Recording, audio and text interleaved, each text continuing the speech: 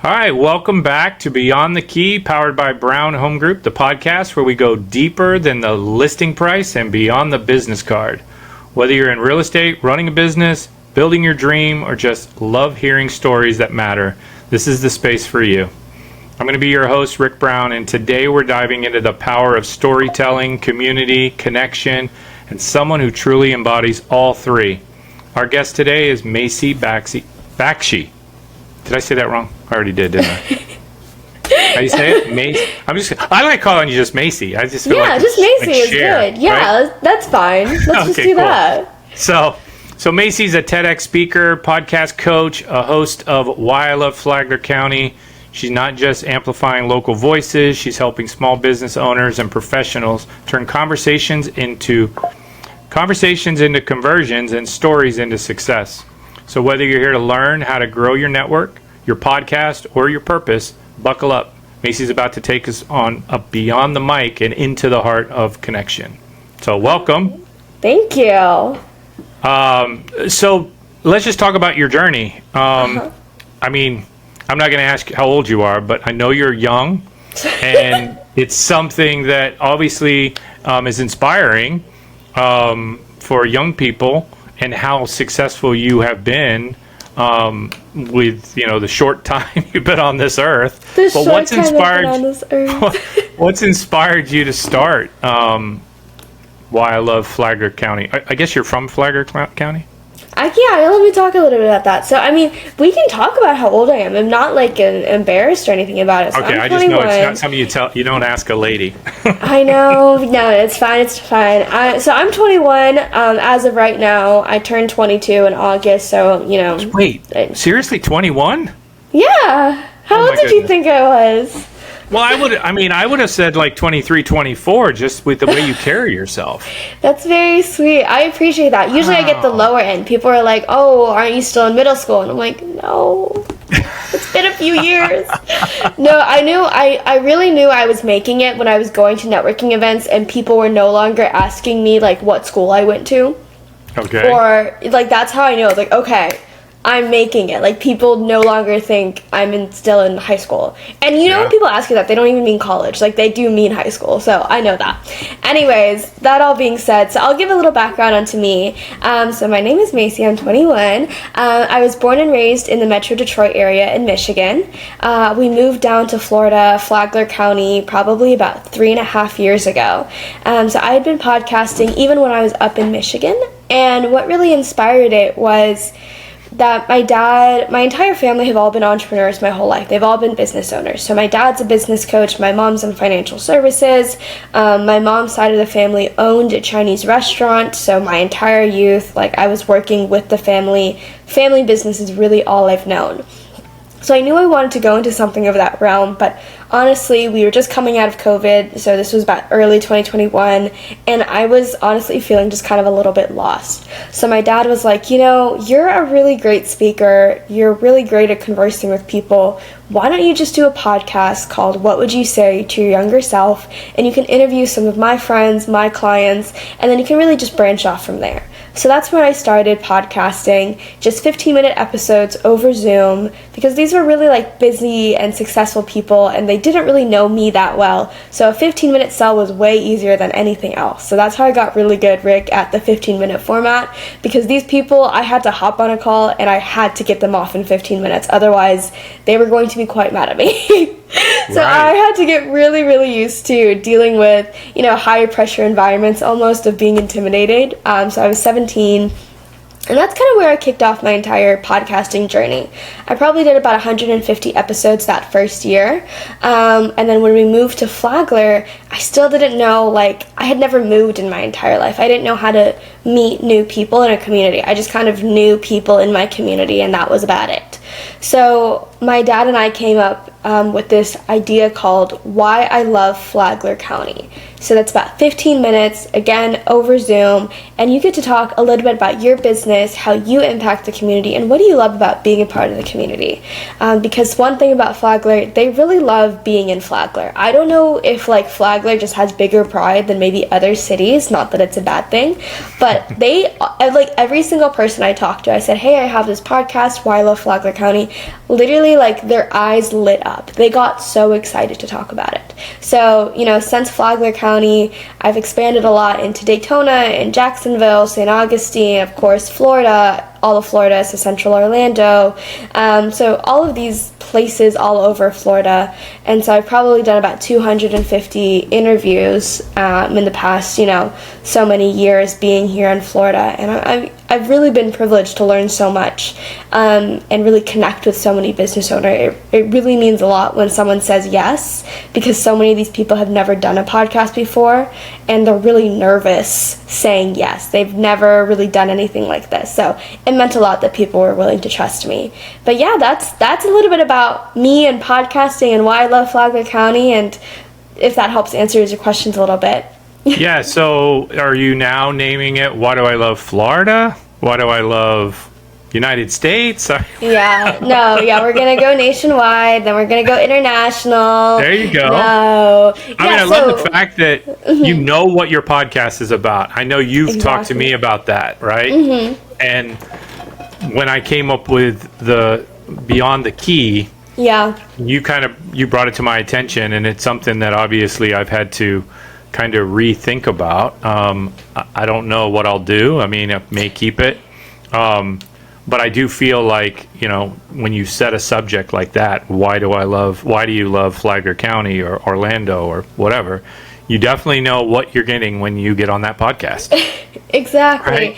Yeah, that was super helpful. I mean, so I do have a few like subsections. I've done like why I love Volusia, why I love St. Augustine, why I love Jacksonville, why I love Central Florida. So I've done those, but actually for the past few months, my focus has been, obviously I have the B&I podcast, Rick, why I love B&I. Again, It's like, you know exactly what you're getting yourself into. There's no questions there. But then another podcast I host is Getting Speakers Booked. So it's a podcast all for speakers and event planners and everyone in the speaking world, so they can share, you know, what do they talk about? How did they get over maybe their fear of public speaking, or what do they love about public speaking? And inspiring other speakers, you know, how do you get on stages? How do you even get booked? How do you find a stage that pays you money? So those are the two podcasts I host now. Well, let's get into that and talk about TEDx. Yeah. That is huge, and you have put one right here in Lake Mary, Florida. Mm-hmm. And I've been following it and extremely impressed of the speakers, and you have an upcoming event that you can talk about as well. Mm-hmm. But tell us how did that come about? Because TEDx is very well respected and known for speakers and what have you. So yeah, tell us. Of course. So obviously I'm like any person. I grew up watching TED and TEDx talks. I've seen all of the likes, and it never really occurred to me that I could ever give one. You know, you see those videos and you don't even know how to even get on a stage like that. What does that even look like? I had no idea until probably, I think, November of 2023. My dad comes to me one day. He goes, hey, I really want you to give a TEDx talk. And I was like, I have no idea what you're talking about. That sounds insane. And he was like, no, like, listen to me. There are people out there who can help you get on a stage, as in, like, they can help you with your application and stuff. They're not getting you on the stage, right? They just help you formulate your idea. What are you going to talk about and stuff like that. So those are what those coaches are for. And he was like, yeah, trust me. So I was like, okay, you know, my dad is, I respect my dad and his opinions a lot, so I was like, okay, if you say so, I'll just do it. But I didn't really believe in it. I wasn't like, yeah, I'm definitely going to do a TEDx talk. It was just, I'll listen to what you're saying, I believe you. So I signed up with the coach, and, you know, we just applied here and there. She helped me with this amazing application that I could not have done without her help. Like, it was so helpful to have her there in my corner. And I was applying here and there whenever I kind of remembered, which wasn't too often, until one day my dad was like, hey, have you applied for any TEDx stages recently? And I was like, no. And he goes, open up some right now. Like, let's do it while we're on this call together. So I opened up a few different applications. I just applied, and I was like, whatever, it's no big deal.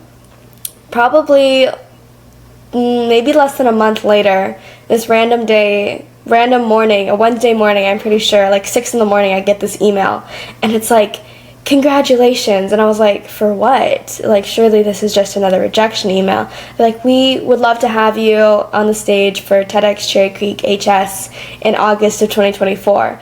And I was like, I had the biggest question mark over my head. I was like, I had to read it at least 5 times before I sent it to, you know, my dad and my coach at the time.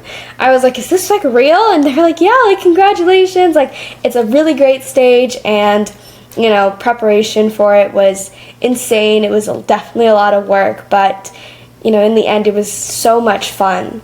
But what leads us to Lake Mary is, you know, I got there, I was meeting some of the stage, all the people involved with the event, and I meet the organizer, and it was a 15-year-old who was organizing this entire event. And I was like, wait, I didn't know you guys could do that. Like, I didn't know that you could organize an event like that. Like, I had no idea what an organized event looks like. So he told us all about how he got into it, and it's an amazing, amazing story. And I was like, wow. And then it was like, my parents were like, you know, we could do something like that in Central Florida. And I was like, oh my God, that would be fun.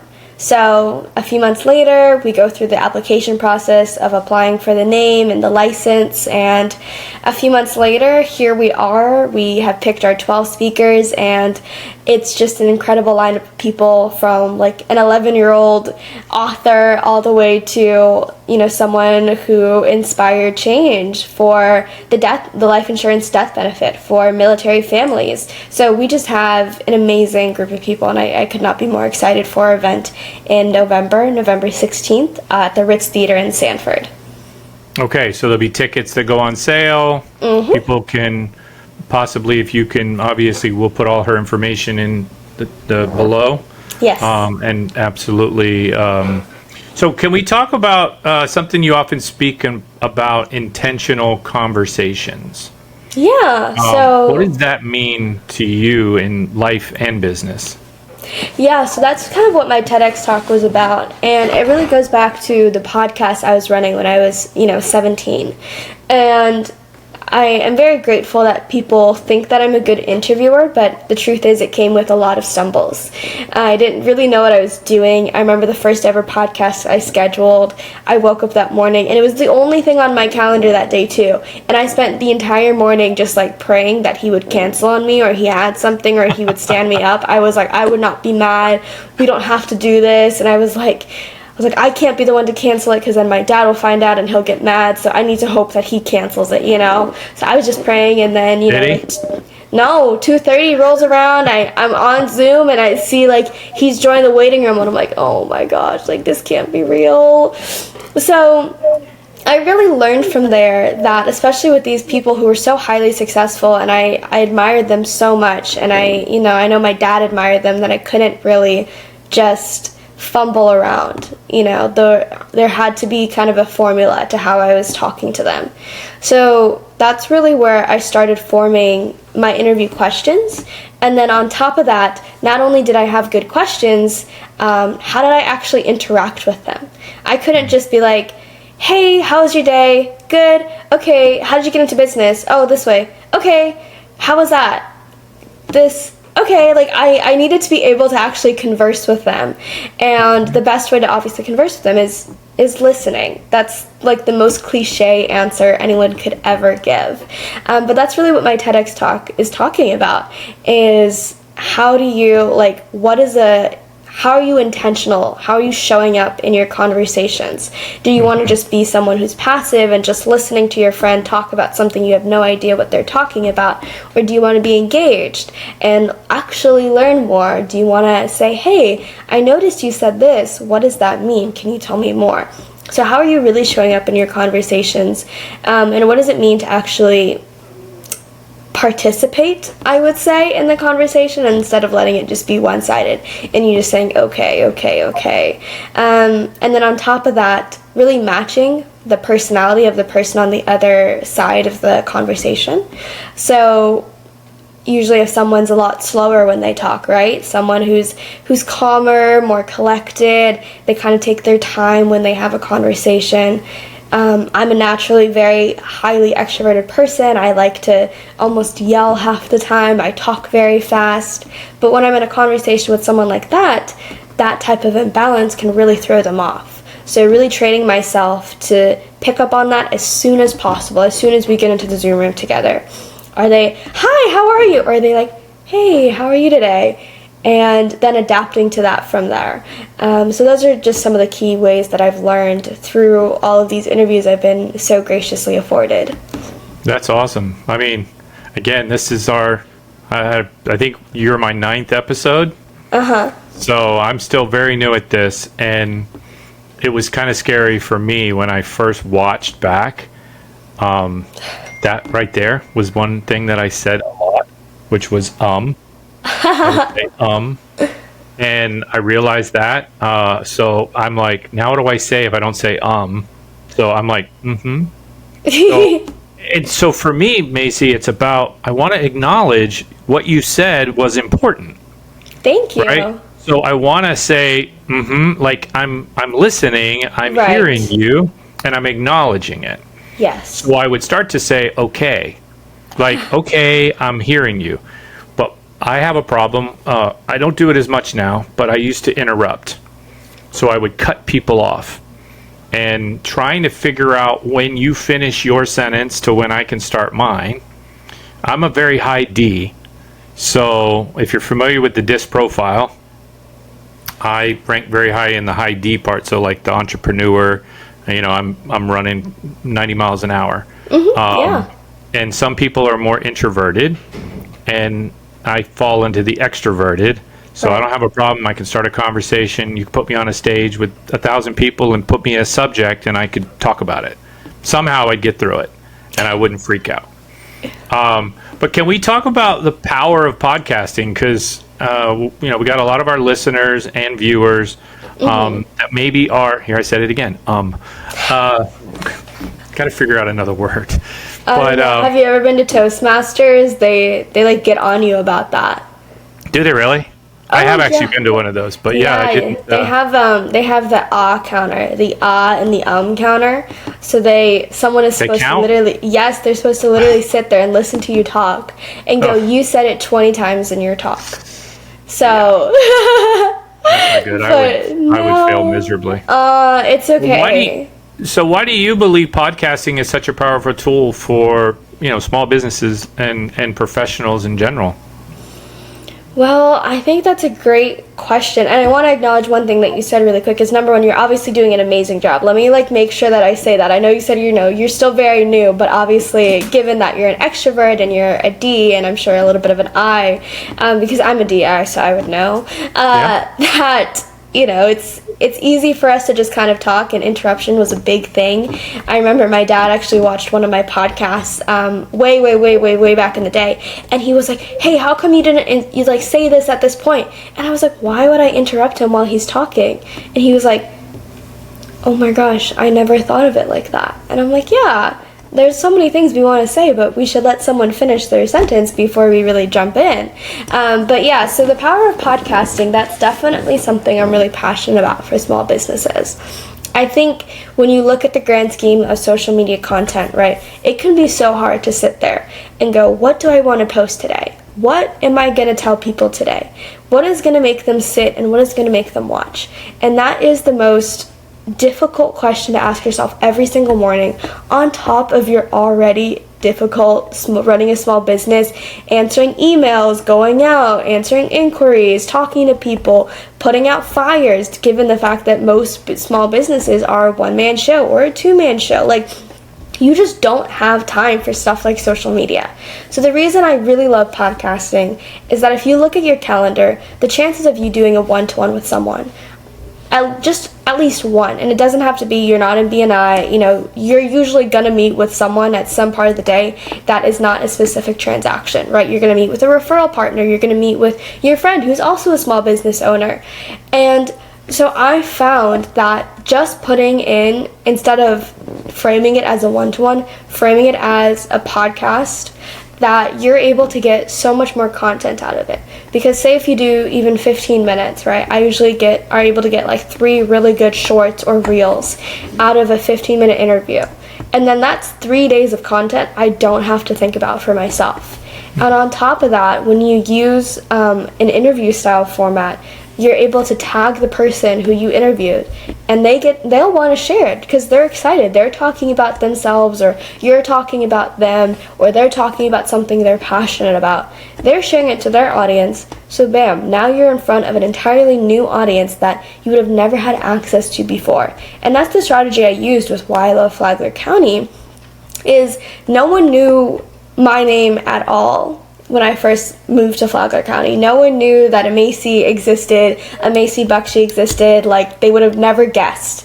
But probably within like 4 months, because I was constantly uploading new episodes of Why I Love Flagler County, I was tagging people were resharing it, that, you know, I was getting to the point where I would go to Target and people would quite literally come up to me and be like, "Hey Macy," and I would be like, "Oh my god, I'm so sorry, like, where have we met? Like, I completely forgot your name. Like, I apologize." And they're like, "Oh, we've never met." And I'm like, "Oh, okay." And they're like, I've watched so many of your episodes. Like, I've seen you all over Facebook." And I'm like, "Oh, okay, perfect. Wow. No worries." But That I felt like really bad that I didn't know their name, but why would you? I mean, you yeah, I didn't know them. Yeah, I was like, wait. That's got to make you feel pretty good that you're reaching an audience that is out there that sees the importance of your podcast. Absolutely. I mean, that's what I'm hoping to do, right? I want to reach people that obviously I want to give back, right, with this podcast. I want to give back for you being our guest, and help maybe build your portfolio of other people that are struggling, or maybe you're thinking out there that you want to try and start a podcast. I mean, reach out to Macy. I mean, listen to all the great ideas and the things that she can help kind of steer you. I kind of did it on my own, and I made a lot of mistakes, and obviously I'm just getting started. So you've been an instrument that helps me understand and look back and go, okay, maybe I should have done this, or maybe I could do this. And I'm still willing to change. I'm willing to, adapt, right? I just love to talk. Obviously, you can hear that. And I love to hear what people are doing. And for me, it's just a conversation. Now, like I said, I tend to interrupt. But I feel like, can you tell me, I mean, again, this is me asking, what's a good podcast? What's a great podcast? What do you feel really puts you over the top? Yeah, that's a great question. There's definitely a lot of podcasts out there, and I think whenever I tell people, like, "Oh, have you ever thought of a podcast?" the number one question I get is like, "Oh, but there are so many podcasts out there, why would I even bother?" And to that, I really answer, like, yeah, there are so many Facebook accounts out there, why would you bother having your own? Like, that's kind of how it sounds to me. Why, there are so many Instagram accounts out there, why would I have my own? There's so many LinkedIn, there's so many realtors out there, why would I become a realtor? It's like, well, hey, now. Exactly. You still, these are things that people think of, but that doesn't make sense. Like, Rick still wants to be a realtor at the end of the day. He still wants to make it happen. He's going to make it happen. That's really how I look at it. And the same goes for podcasting. It's so instrumental to have a voice and a face attached to your business or your brand. Especially nowadays, the amount of people on social media that don't have their face attached to it. The amount of brands that were able to coast for so long without being personal. Now they're suffering because they're not personal enough. So when you're a small business and you really want the community to know you, having your face, and I would say what really stands out, if we're just looking in, if you just want to start launching your podcast, you don't really know where to start, and you just want to make sure that it's good enough, or at least it's great to get started, and it's not necessarily something that tomorrow you expect 10 million downloads from. I would say just a good quality mic, and I don't mean a mic that's, maybe $3,000. Like, I'll show you, this is my microphone. I have the Rode. I don't know what it's called. It's just Rode NT USB. I don't know if that's what it is. Mini. This was like $60. My camera is a Logitech 1080, $60. And my standard is always, if people can hear and see you okay, you're good to get going. As far as the content in the podcast, I would say map out what you want to talk about if it's just you and a mic alone. Because we as humans, we get off track so easily, and no one's really going to listen to you have a squirrel ADHD trail off. If you are able to stick to, and that happens with us extroverts, like I need that, so I'm speaking to myself. I'm not speaking like making fun of other people. That's me. That's why I'm talking to it. Right. Is you're able to have some type of flow.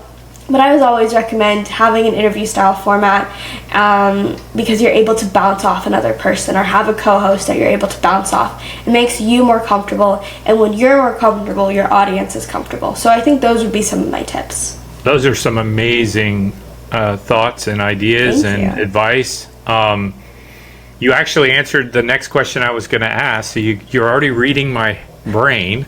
So I don't even need to ask the impact when launching, because you've kind of gone through that. But, with podcasts, and yes, I'm a realtor. And so with a real estate team, we always are looking at branding, right? So branding is important. And you've built a brand on relationship marketing. Yeah. What advice do you give someone who struggles with, selling themselves? In real estate, it's kind of easy for us, but some businesses, would you not agree that selling yourself is somewhat difficult? I think it depends. When you say selling yourself, can you expand on that just a little bit? So, I guess for me, I have a hard time selling the fact that we are, in a higher level of our accolades, being in the top 1%. We rank high up in Central Florida. But I don't like to sell that as much as I want to struggle about the last closing, or somebody that we worked with and how excited they were. But I don't really care about being number one. Mine all is about client relationships. And I get my biggest reward when somebody calls me and says, "Hey, you helped Macy buy a house. She said how amazing you were. We actually now were thinking of purchasing. Will you help me?" That to me is, better than me saying that, okay, yeah, we rank at this level, or we've sold this many homes. Yeah. I see so many agents do that, and I'm like, is that what you're selling? I mean, how do you sell yourself versus selling your business? That's a great question. That definitely helps me answer that a lot more, because I think the number one question is you really shouldn't be selling yourself, or the number one answer should be that you're not really selling yourself, right? You're basically selling a transformation and a desired outcome to your client. Because I can't tell you, and I'm sure you feel the exact same way. You go to a networking event, no one is going to call the person who just comes up to you and say, "Hi, my name is Macy, here's my business card, call me." Are you really ever going to call that person? No. Right? So when you think about your product, and you think about your service, right, you're not selling them their pain. They have their pain. You need to be able to, number one, have the vocabulary that you understand their pain, and number two, using their vocabulary, what is the desired outcome they want? So when someone wants, a luxury home, their outcome isn't just a luxurious home, right? Sometimes it's usually a home for them to, maybe it's for the grandparents and have their grandkids have a great time running around the home. Maybe it's something like that. Or maybe it's like, a young couple got this huge promotion at work and they want to invest in a very nice real estate because they're feeling like they deserve it, That's really more the outcome you're looking to sell, instead of, "Hey, I'm Rick, I can sell all of these homes that are $1 million, $5 million something dollars." I mean, yeah, but how does that help me? How does that impact me as a buyer? Sure. So when someone is looking into marketing, and are you looking at your marketing that way, just talking vaguely, not to you, Rick, but when you look at yourself and your business and you want to think of, how do I make myself stand out? Well, the biggest way is you're able to, number one, clearly identify what you do. Number two, use your buyer's vocabulary, not your vocabulary, to communicate that you understand their pain of where they're at. And number three, continuing to use their vocabulary for for their desired transformation. I can't tell you how many times I've talked to business owners and they say words and I'm like, I don't think anyone can understand what that means. Oh, I help small businesses empower themselves to buy homes and, reach a luxurious lifestyle. I'm like, I don't think anyone really knows what that means, know, or I help people buy their dream home. Right? That's so much easier, and that's not even like perfect. But you have to use the language that your buyers are using, otherwise they're going to sit there and they're going to feel dumb, and you don't want them to feel dumb because then they're going to think you are making them feel dumb and they're not going to want to do business with you. Absolutely. Wow, great advice. So just curious, like if someone wants to start a podcast but feels overwhelmed, what advice would you give someone? So kind of going back to what I said about the one-to-one is just block off, probably 30 minutes a week of you starting to plan everything out. And I would say start planning it out with, here are the first things you need to think about. Number one is don't think about people get too caught up with the details that aren't going to matter until later. The number one detail you want to make sure you're thinking about is, who is this podcast for? Who am I going to be speaking to? That's going to help inform everything else later. It's going to help inform the colors, the aesthetic, the title, the subtitle, the interviews you're going to do, the language you're going to use. So if you don't have something so defined of your niche and your listener persona, you're going to stumble around, you're not going to know what you're doing, and you're going to be confused as to why you have one viewer and it's your mom. So that's like a great way to put it. It's like, who is it? So when I look at like why I love Flagler County, it was so easy. My niche are small businesses in Flagler County who love being in Flagler County. And the people listening to it are business owners in Flagler County. That's as simple as it can get. So that's why the podcast is why I love Flagler County, because that's the language they're going to use. Yeah, I love living in Flagler County.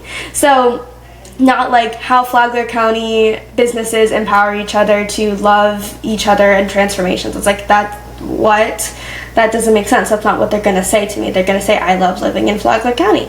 And that's how you really, that's how you're able to get started.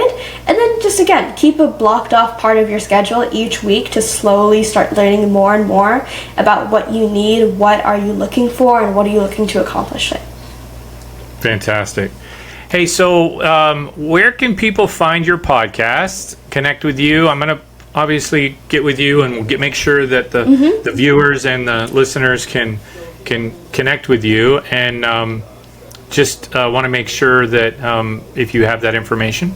Yeah, of course. Well, Macy Baxi, Baxi is my last name. It's pronounced Bakshi, Rick. I think you were asking me, so I always tell people. Yeah, I just destroyed it. No, so you're good. Bakshi. You're good. Oh, Don't worry about it. So it's like buck, like the animal, and then she, like the pronoun, Bakshi. That's how I always tell people.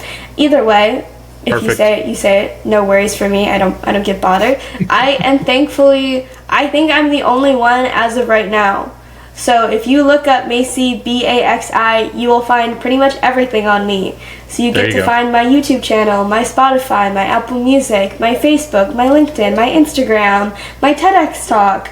Everything is all on there when you Google me. And I'm happy to connect with you on any platform you'd like. Any Facebook friend requests, Instagram, LinkedIn, just reach out to me. I'd love to chat. If you have any questions about starting your own podcast, or if you're in my age bracket and you don't know where to start when it comes to business, I'd love to talk and we can definitely swap ideas. Wow, that's amazing. Hey, I just want to say a huge thank you to you, Macy, for reminding us that business isn't just about numbers, it's about people, and that the mic can be one of the most powerful tools in building trust, community, and growth. Yes. Guys, if this episode lit a fire in you to start sharing your own story or connect more authentically, make sure to follow Macy. Hit that subscribe button, leave a review, join us next time on Beyond the Key, where we keep unlocking the people and purpose behind the professions. My name's Rick Brown, signing off, but not for long. See you in the next episode, and as always, make it a great day. Bye, guys. Thanks, Macy. Thank you.